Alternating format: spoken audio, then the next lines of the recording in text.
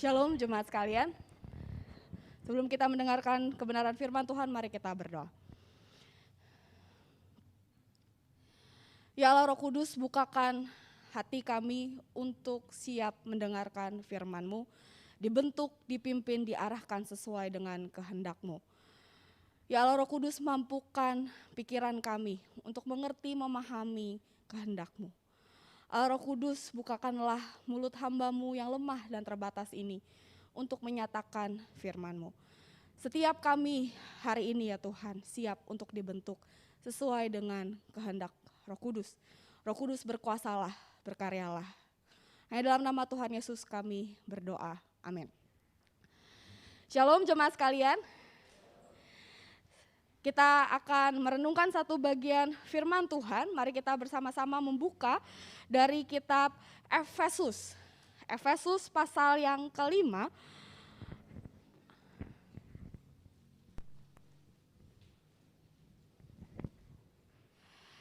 Efesus pasal yang kelima, kita akan membaca ayat yang ke-15 hingga ayat yang ke-21.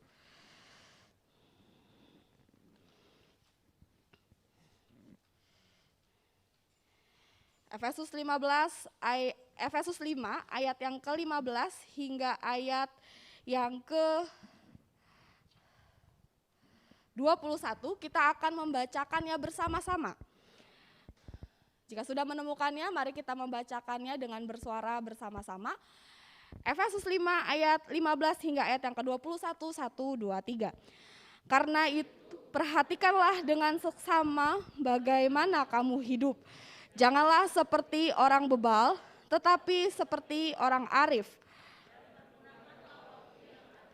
Karena hari ini adalah jahat. Sebab itu janganlah kamu bodoh, tetapi usahakanlah supaya kamu mengerti kehendak Tuhan. Dan janganlah kamu mabuk oleh anggur, karena anggur menimbulkan hawa nafsu. Tetapi hendaklah kamu penuh dengan Roh. Dan berkata-katalah seorang kepada yang lain dalam mazmur, kidung puji-pujian dan nyanyian rohani. Bernyanyi dan bersoraklah bagi Tuhan dengan segenap hati. Ucaplah syukur senantiasa atas segala sesuatu dalam nama Tuhan kita Yesus Kristus kepada Allah dan Bapa kita. Dan rendahkanlah dirimu seorang kepada yang lain di dalam takut akan Kristus. Sedemikian jauh pembacaan firman Tuhan, berbahagialah setiap kita yang merenungkan, melakukan firman Tuhan hari lepas hari. Bapak Ibu, saudara-saudari sekalian, apakah Bapak Ibu masih ingat dengan suara ini?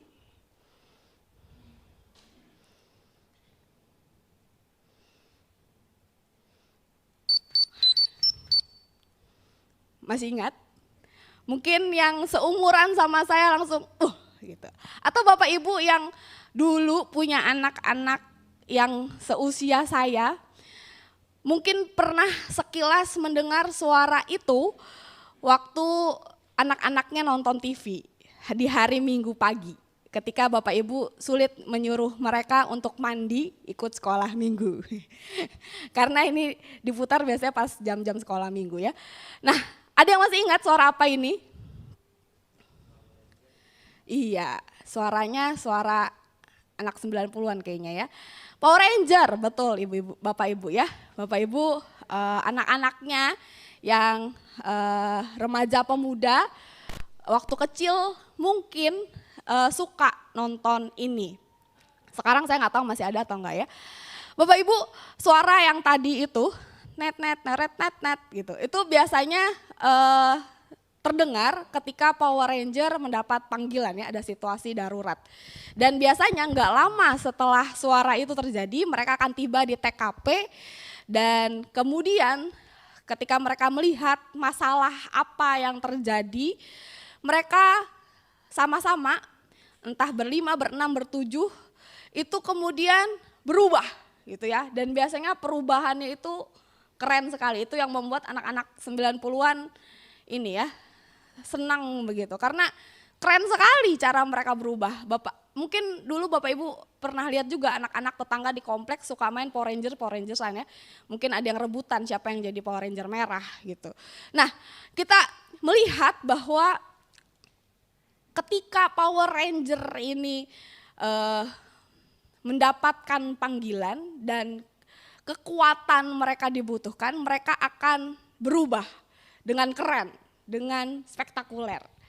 Bapak Ibu, ketika kita mendengar kalimat ini, ketika kita mendengar kalimat orang yang dipenuhi Roh Kudus, seringkali yang terbayang oleh kita adalah perubahan yang spektakuler, perubahan yang hebat, yang 180 derajat yang terjadi di dalam kehidupan orang-orang percaya.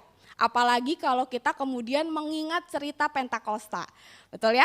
Ketika kita melihat, mendengar dan mengingat cerita Pentakosta, Petrus dan murid-murid yang dulu penakut, yang bodoh, yang gak mengerti rencana Tuhan, ketika Roh Kudus turun, lidah-lidah api itu hinggap di atas kepala mereka, mereka seakan-akan berubah gitu ya.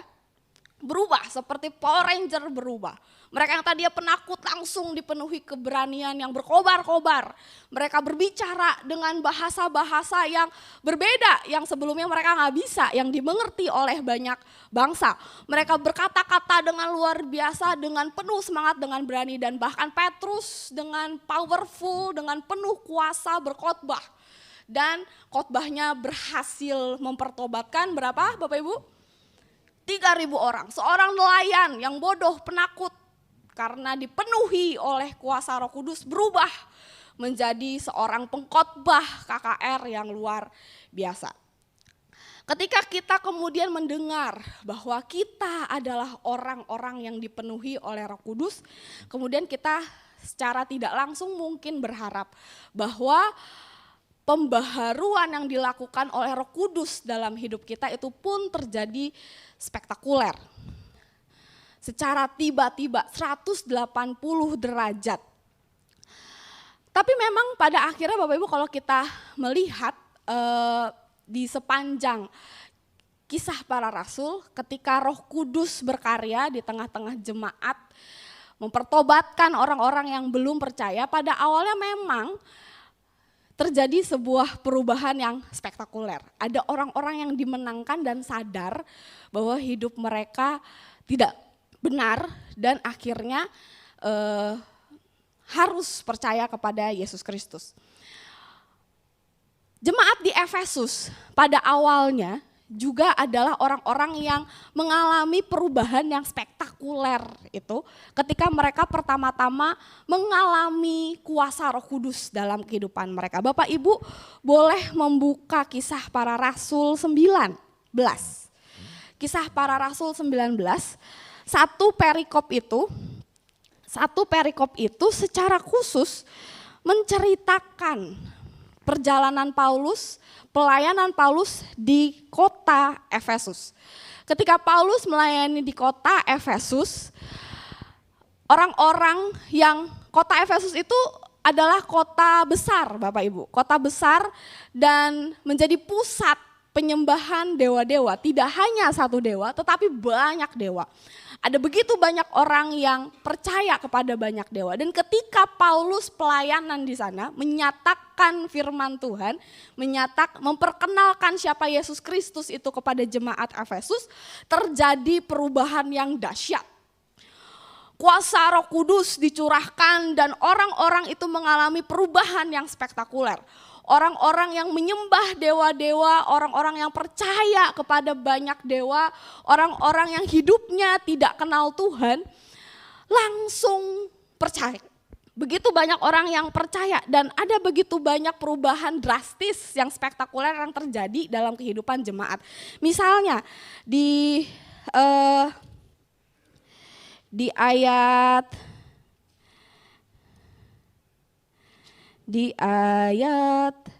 saya lupa ayatnya berapa. Nanti Bapak Ibu baca pasal 19 ya.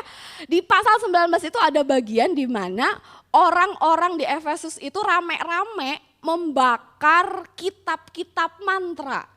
Orang-orang ini saking mereka tinggi ilmunya dalam di pengajaran dewa-dewa mereka, mereka mempelajari kitab-kitab dewa-dewa. Dan ketika mereka percaya Tuhan Yesus, mereka rame-rame membakar kitab-kitab mantra-mantra yang mereka pegang, jimat-jimat yang mereka pegang. Luar biasa ya. Orang-orang yang tadinya jadi orang-orang yang hidupnya jauh dari Tuhan, langsung membakar semua hal yang tidak berkenan dengan Tuhan. Ada begitu banyak peristiwa yang kemudian menandai perubahan yang spektakuler itu. Misalnya di pasal 2 ayat 21 itu ada perikop ya, Demetrius menimbulkan huru-hara di Efesus.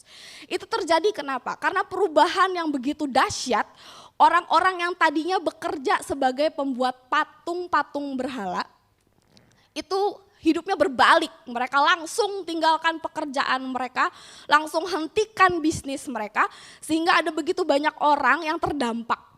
Bisnisnya itu jadi jatuh gitu ya, orang-orang yang cari uang dari bisnis itu dirugikan besar-besaran. Sehingga orang-orang yang merasa dirugikan itu akhirnya buat huru-hara, mencoba menjadikan Paulus dan rekan-rekannya itu sebagai orang-orang yang mengacaukan kota. Mereka berusaha menuduh Paulus dan teman-temannya. Ada begitu banyak perubahan hidup yang luar biasa yang terjadi dengan hebat, dengan spektakuler 180 derajat terjadi di tengah-tengah jemaat Efesus. Itu terjadi ketika kuasa Roh Kudus berkarya di tengah-tengah jemaat. Orang-orang Efesus dipenuhi oleh kuasa Roh Kudus. Puji Tuhan. Tetapi Bapak Ibu, beberapa tahun setelah kejadian spektakuler itu terjadi di tengah-tengah jemaat Efesus, Paulus menuliskan kitab Efesus, surat Paulus kepada jemaat Efesus yang tadi kita baca. Paulus saat itu sudah berkeliling ke banyak kota, tidak hanya ke Efesus, dan dia sedang dipenjara di Roma. Beberapa tahun setelah kejadian yang luar biasa terjadi di tengah-tengah jemaat Efesus. Ketika Paulus menulis surat kepada jemaat di Efesus ini, jika kita perhatikan dengan teliti di sepanjang surat itu, ada begitu banyak kemudian teguran dan peringatan yang diberikan oleh Paulus untuk jemaat di Efesus untuk terus-menerus menyesuaikan kehidupan mereka dengan firman Tuhan sesuai dengan pimpinan Roh Kudus. Dari surat ini, Paulus ingin mengingatkan jemaat di Efesus bahwa pembaharuan yang mereka alami di dalam kuasa Roh Kudus itu belum berhenti. Tidak berhenti ketika mereka bakar kitab-kitab mantra-mantra mereka itu, tidak berhenti ketika mereka tinggalkan pekerjaan mereka yang tidak sesuai dengan firman Tuhan itu. Karya Roh Kudus, pembaharuan Roh Kudus dalam kehidupan jemaat Efesus masih terus berlangsung sampai saat itu ketika Paulus bertahun-tahun kemudian menuliskan surat ini kepada jemaat di Efesus. Pembaharuan Roh Kudus itu proses. Pembaharuan Roh Kudus itu proses. Jika kita perhatikan di kitab Efesus pasal 4 ayat 22 hingga ayat yang ke-24. Ayat 22 hingga ayat yang ke-24. Bapak Ibu, di situ Paulus menganalogikan perubahan pembaharuan kehidupan oleh Roh Kudus itu seperti orang-orang yang membuka baju lamanya dan menggantikannya dengan pakaian yang baru, dan itu dilakukan terus menerus. Proses di mana Roh Kudus menolong jemaat semakin serupa dengan Kristus itu terjadi dengan proses. Karena manusia yang sebenarnya sudah jatuh ke dalam dosa, hidup di dalam natur dosa itu ketika dia percaya kepada Yesus Kristus, menerima kuasa Roh Kudus, hidupnya memang kemudian diarahkan kepada Yesus Kristus. Tetapi dia masih hidup di dalam daging. Dia masih hidup di tengah-tengah dunia yang jahat ini.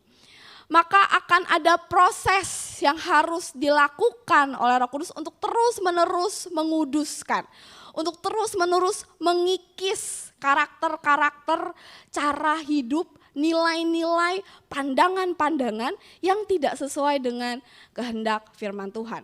Jemaat di Efesus sudah puluhan tahun, ratusan tahun hidup di dalam nilai-nilai agama-agama yang sebelumnya mereka hidupi. Mereka sudah terbiasa dengan gaya hidup yang tidak kenal Tuhan. Sehingga ketika mereka percaya kepada Yesus Kristus, mereka kemudian harus berjuang untuk terus-menerus menyesuaikan pola pikir, nilai-nilai hidup mereka dengan nilai-nilai Kristus. Mereka harus menyesuaikan gaya hidup mereka, keputusan-keputusan mereka, cara mereka hidup sehari-hari dengan karakter-karakter Kristus. Oleh karena itu Paulus mengingatkan bahwa proses ini belum berakhir.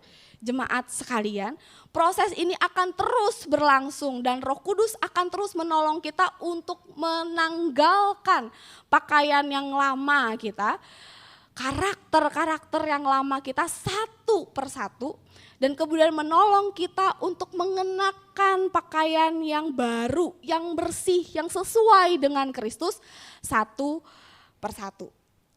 Bapak Ibu, di bagian yang tadi kita baca, di Efesus 5 ayat 15 hingga ayat 21 itu menjadi lanjutan dari peringatan, dari pengingat yang Paulus berikan kepada jemaat di Efesus untuk mereka hidup sebagai anak-anak terang.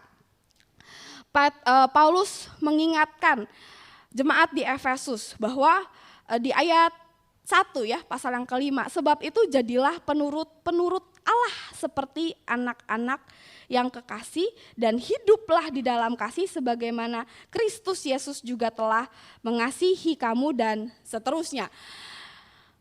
Rasul Paulus mengingatkan jemaat di Efesus untuk hidup sebagai anak-anak terang. Di ayat 14 kemudian pengingat ini diakhiri dengan sebuah peringatan. Bangunlah, begitu ya. Bangunlah hai kamu yang tidur, bangkitlah dari antara orang mati dan Kristus akan bercahaya atas kamu. Orang-orang Efesus rupanya selama bertahun-tahun mereka sudah percaya kepada Yesus Kristus, mengalami perubahan hidup yang drastis. Mereka dalam proses pembaharuan itu sempat mungkin melemah, sempat kemudian jadi lelah. Kalau orang lelah, capek, akhirnya jadi lemes, akhirnya jadi ngantuk dan tertidur. Melalui surat ini Paulus ingin mengingatkan bahwa bangunlah, jangan capek, jangan lelah untuk terus diperbaharui di dalam Roh Kudus. Teruslah, bangkitlah dan biarlah cahaya Kristus bercahaya atas kamu senantiasa. Bapak Ibu, dari bagian ini kemudian Paulus melanjutkan di ayat 15, dia mengatakan karena itu, dia bilang karena itu, setelah dia bilang bangun, bangkit, biar cahaya Kristus bercahaya atas hidupmu. Karena itu, perhatikanlah dua hal yang harus kamu lakukan supaya cahaya Kristus itu terus-menerus terpancar dalam hidupmu. Ada proses yang harus kamu perjuangkan terus-menerus setelah ini. Bapak Ibu, di dalam bagian yang kita baca tadi dari pasal 15 hingga ayat yang ke-21, ada dua hal yang kemudian Paulus ingatkan untuk terus dilakukan oleh jemaat Efesus di dalam proses yang harus mereka jalani di dalam kuasa Roh Kudus. Yang pertama, Bapak Ibu, jemaat di Efesus diingatkan untuk siap terus-menerus diproses menjadi bijak di dalam Tuhan. Bapak Ibu, di ayat 15 Paulus mengatakan, perhatikanlah dengan seksama bagaimana kamu hidup. Janganlah seperti orang bebal tetapi seperti orang arif. Dan pergunakanlah waktu yang ada karena hari-hari ini adalah jahat. Paulus mengingatkan bahwa waktu akhir-akhir ini, waktu di mana jemaat Efesus hidup itu adalah waktu yang jahat. Di tengah-tengah dunia yang jahat, orang percaya punya waktu yang sempit, terbatas untuk mengalami pembaharuan dari Roh Kudus. Kita punya hidup berapa tahun di tengah-tengah dunia ini? Dari umur berapa kita sungguh-sungguh percaya kepada Yesus Kristus dan menyerahkan hidup kita untuk dibentuk oleh Roh Kudus. Kita punya waktu yang terbatas untuk diperbarui dan bahkan kita punya waktu yang terbatas untuk terlibat dalam pekerjaan Tuhan di tengah-tengah dunia ini. Pergunakanlah waktu yang ada dengan sungguh-sungguh. Kalau kita lihat bahasa aslinya Bapak Ibu, itu bisa diterjemahkan dengan belilah waktu yang ada. Bukan pergunakanlah ya. Kalau pergunakan kan kita kayak kita seberapa yang ada kita pakai gitu ya. Tapi kalau belilah waktu yang ada, itu maksudnya adalah kalau kita beli sesuatu itu karena kita ingin menggunakannya ya. Sesuatu yang kita beli itu kita tahu punya fungsinya, punya kegunaan yang penting untuk hidup kita. Belilah waktu itu dan pergunakanlah waktu yang kamu beli itu untuk hidup dengan bijak di tengah-tengah dunia ini. Di ayat 15 tadi, janganlah hidup seperti orang bebal, tetapi seperti orang yang arif. Bapak Ibu menarik bahwa di ayat 15 ini, janganlah seperti orang bebal tetapi seperti orang arif itu kemudian sejajar dengan ayat yang ke-17. Demikian, janganlah kamu bodoh, janganlah seperti orang bebal itu sejajar dengan janganlah kamu bodoh. Mirip ya, bebal, bodoh. Tidak mengerti kehendak Tuhan. Tetapi seperti orang arif itu kemudian sejajar dengan ajakan, usahakanlah supaya kamu mengerti kehendak Allah. Jangan kamu bodoh, hiduplah sebagai orang yang arif. Janganlah kamu bebal, tetapi usahakanlah supaya kamu mengerti kehendak Allah. Bijak yang dimaksud oleh Paulus di sini bukan hanya sekedar kita bisa memilih pilihan-pilihan yang baik bagi diri kita. Itu yang biasanya kita mengerti tentang bijaksana ya. Bijaksana itu adalah orang yang bisa memilih pilihan yang tepat di situasi yang tepat, kurang lebih seperti itu. Itu orang yang bijak. Tetapi kemudian lebih dalam lagi Paulus meminta supaya orang-orang di Efesus itu bijak dalam arti mengerti apa yang Allah kehendaki. Kita jadi bijaksana hidup di tengah-tengah dunia yang jahat, waktu yang jahat ini hanya jika kita mengerti kehendak Allah. Mengerti kehendak Allah di tengah-tengah dunia ini. Bapak Ibu, kehendak Allah itu bukan hanya sekedar menyelamatkan kita dari dosa dan kemudian kita hidup seadanya di tengah-tengah dunia ini.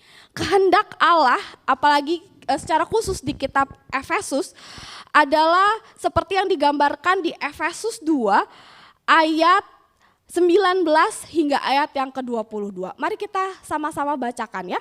Efesus 2 ayat 19 hingga ayat yang ke-22. Ini yang dimaksud dengan kehendak Allah yang dinyatakan di dalam kitab Efesus ini. 1, 2, 3. Demikianlah kamu bukan lagi orang asing dan pendatang, melainkan kawan sewarga dari orang-orang kudus yang dibangun di atas dasar para rasul dan para nabi dengan Kristus Yesus sebagai batu penjuru. Di dalam Dia tumbuh seluruh rapi tersusun menjadi bait Allah yang kudus di dalam Tuhan.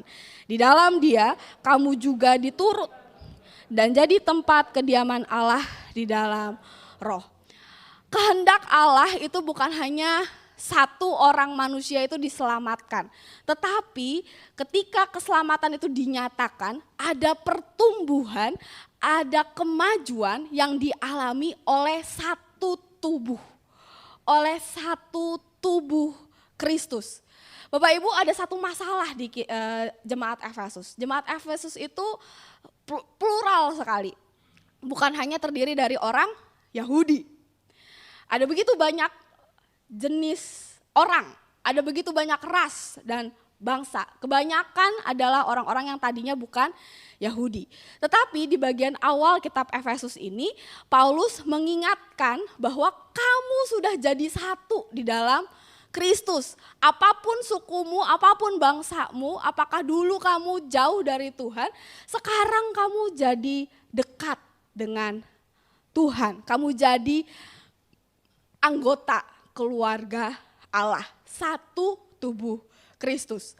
Apa yang terjadi di dalam satu tubuh Kristus akan menjadi dampak bagi bagian tubuh yang lain. Bapak, Ibu, saudara-saudari sekalian, kehendak Allah adalah satu tubuh Kristus. Itu dibangun bersama-sama memuliakan Tuhan di tengah-tengah dunia ini. Itu yang ingin Paulus sampaikan secara khusus di kitab Efesus. Segala perbedaan itu menjadi satu demi tujuan apa? Yesus Kristus dimuliakan di dalam tubuh Kristus. Melalui tubuh Kristus di tengah-tengah dunia ini.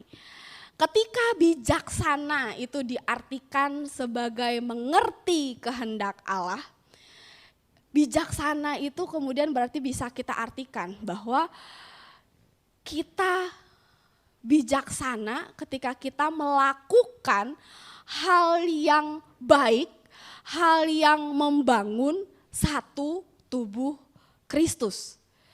Ketika kita memilih pilihan-pilihan dalam hidup kita, ketika kita memilih apa yang mau kita lakukan di dalam hidup kita ini yang sudah diselamatkan oleh Yesus Kristus ini, pilihan-pilihan kita adalah pilihan-pilihan yang harusnya membangun tubuh Kristus, memperlengkapi tubuh Kristus untuk bisa memuliakan Tuhan di tengah-tengah dunia ini. Bapak Ibu, dunia ini jahat dan waktu di dalamnya jahat. Tetapi Paulus mengingatkan jemaat Efesus dan kita untuk kita bijak di dalam hidup kita. Memilih apa yang sesuai dengan kehendak Tuhan. Memilih apa yang bisa dipakai untuk membangun tubuh Kristus. Entah pilihan kita untuk bekerja, berkeluarga, bergaul, menikmati hidup, melayani di tengah-tengah gereja ini. Setiap pilihan kita harus kita arahkan untuk pembangunan Kristus. Apakah pilihan-pilihan kita ini berdampak bagi orang banyak? Menolong saudara seiman saya bertumbuh ketika mereka melihat hidup saya. Apakah pilihan-pilihan saya menolong pelayanan di tempat ini? Apakah pilihan-pilihan keputusan-keputusan saya berdampak bagi seluruh tubuh? Apakah pilihan-pilihan keputusan-keputusan saya menolong seluruh tubuh ini memuliakan Tuhan? Itu yang kemudian dikatakan oleh Paulus sebagai bijak di dalam hidup. Yang kedua, Bapak Ibu, Paulus kemudian mengajak orang-orang yang di tengah orang-orang yang dipenuhi oleh kuasa Roh Kudus untuk siap diproses hidup di bawah kendali Roh Kudus. Mereka hidup bijak dan hidup di bawah kendali Roh Kudus. Hal yang kemudian juga menarik dari bagian yang kita baca tadi adalah Bapak Ibu di di ayat 18 itu hidup di bawah kendali oleh Roh Kudus, kemudian itu dibandingkan dengan mabuk oleh anggur, ya, di ayat 18. Dan janganlah kamu mabuk oleh anggur, karena anggur menimbulkan hawa nafsu, tetapi hendaklah kamu penuh dengan Roh. Ini bukan kayak peraturan gitu ya, kamu gak boleh minum anggur begitu, bukan. Paulus tidak sedang kasih peraturan yang harus ditaati begitu, maksudnya kayak kalau lampu merah harus berhenti, kalau lampu hijau harus jalan gitu. Itu kan peraturan ya. Nah, Paulus tidak sedang memberikan peraturan seperti itu. Dia sedang memakai mabuk oleh anggur itu sebagai analogi, penggambaran. Apa artinya itu dipenuhi? Kata dipenuhi ini, apalagi dipenuhi oleh Roh Kudus, itu sulit untuk dimengerti. Apa maksudnya dipenuhi oleh Roh Kudus gitu ya? Dipenuhi oleh Roh Kudus, kalau gelas penuh oleh air itu ya kita bisa lihat gitu ya. Oh, ini gelas ini tidak penuh karena hanya tinggal segini. Kalau saya mau gelas ini dipenuhi oleh air, maka saya harus isi. Nah, ketika kita ngomong dipenuhi oleh Roh Kudus, itu kita bingung ya, gimana cara ngisinya? Maksudnya dipenuhi oleh Roh Kudus itu apa? Nah, Paulus kemudian memberikan perbandingan seperti orang yang mabuk oleh anggur. Bapak Ibu, apa yang terjadi ketika orang mabuk oleh anggur? Ada yang pernah mabuk? Ada sih, kalau ibu KW mungkin ngerti ya. Oke, orang yang mabuk oleh anggur, orang yang mabuk itu kehilangan kendali atas dirinya, betul ya. Dia akan berbicara, dia akan bertingkah, dia nggak bisa mengendalikan apa yang dia lakukan gitu ya. Mereka akan tidak bisa mengendalikan hidup mereka. Orang-orang yang hidup di bawah pengaruh anggur, di bawah pengaruh alkohol, itu akan dikendalikan oleh alkohol itu. Omongannya, perkataannya dan sebagainya. Semakin banyak dia minum alkohol, semakin tidak terkendali hidupnya. Betul ya? Dia akan entah jatuh, entah tidur, entah nyerocos, entah ngamuk begitu ya. Nah, Bapak Ibu, ketika Paulus bilang kamu dipenuhi oleh Roh Kudus, itu Paulus ingin berkata bahwa kamu sedang ada di bawah pengaruh Roh Kudus.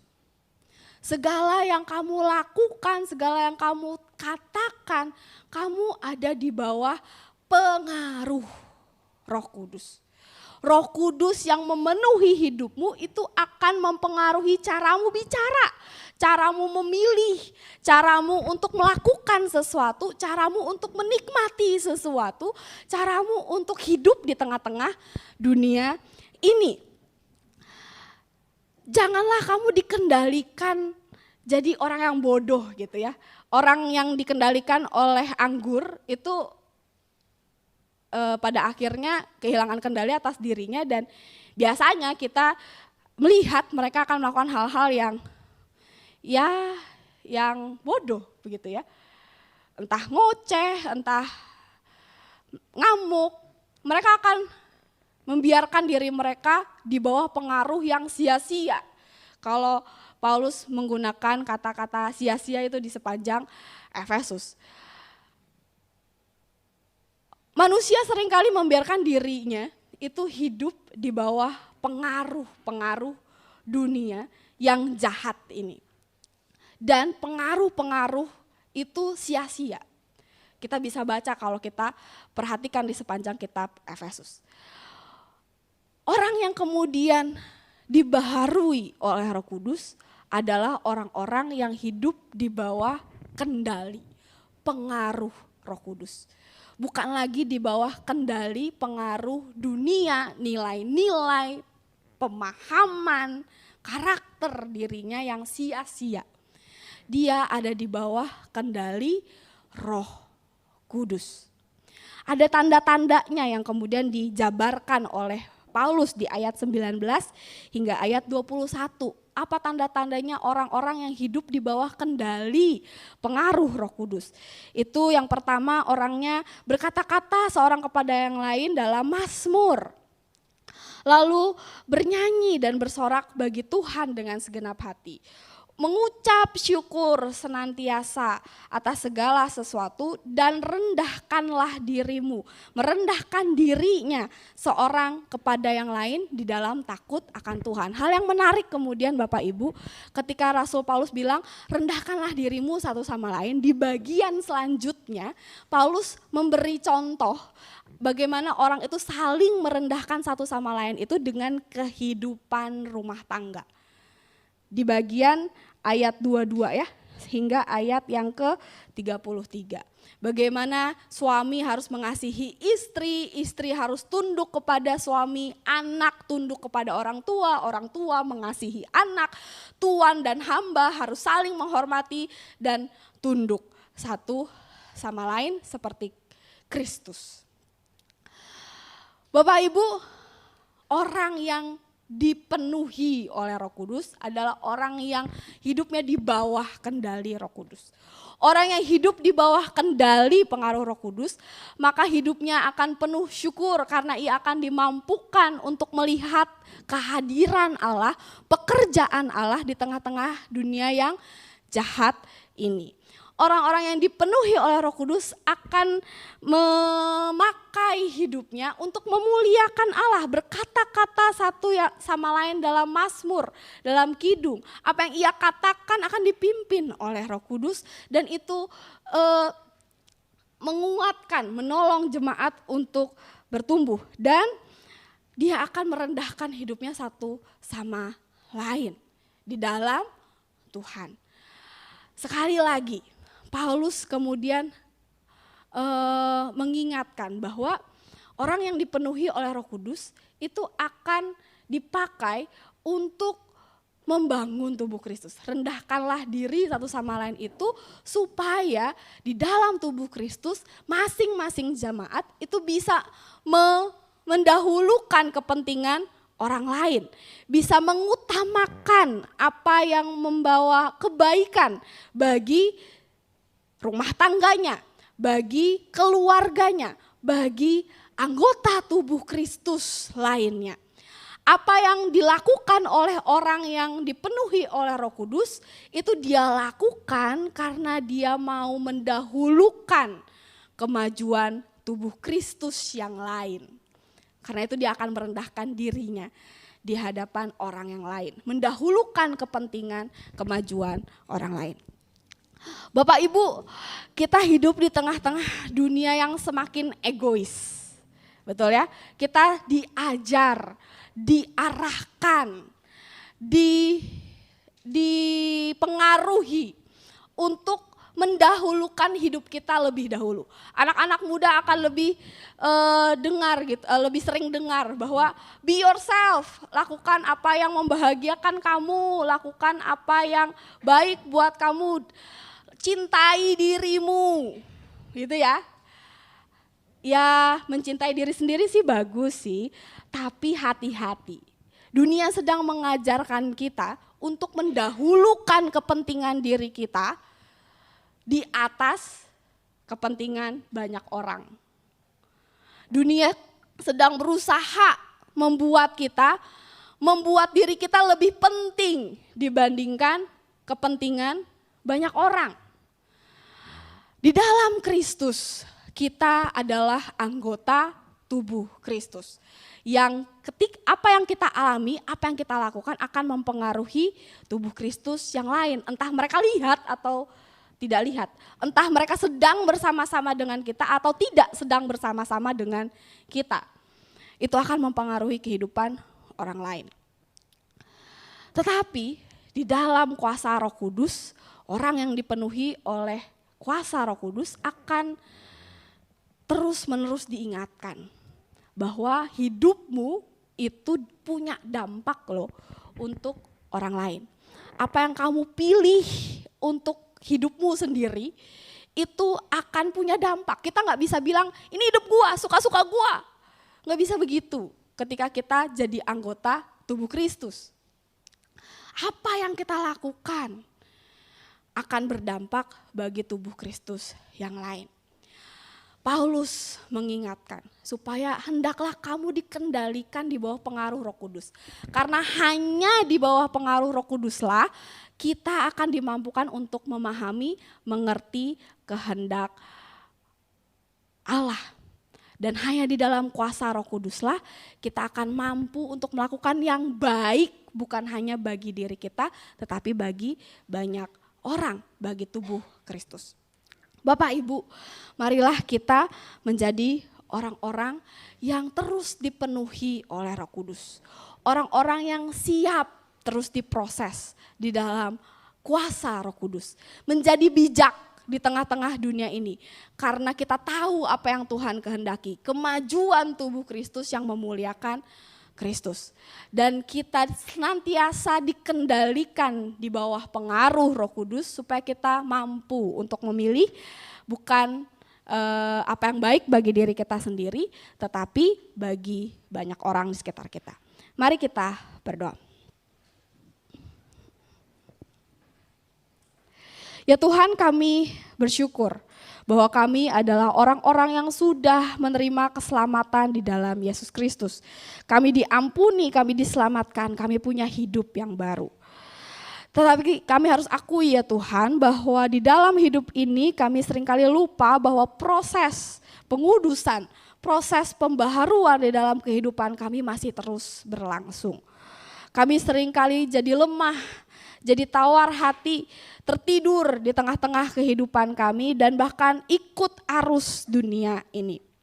Allah Roh Kudus yang hidup di dalam hidup kami, bangunkanlah jiwa kami supaya kami terus-menerus siap diproses di dalam kuasa Roh Kudus, menjadi bijak, mengenal kehendak Allah dan hidup dipengaruhi oleh Roh Kudus. Setiap hal yang kami katakan, kami putuskan, kami pilih, tolong pimpin kami supaya itu semua dipakai untuk membangun tubuh Kristus, bukan hanya bagi kesenangan diri kami sendiri. Tolong kami ya Tuhan, kami yang lemah dan terbatas ini dalam setiap hal yang kami kerjakan.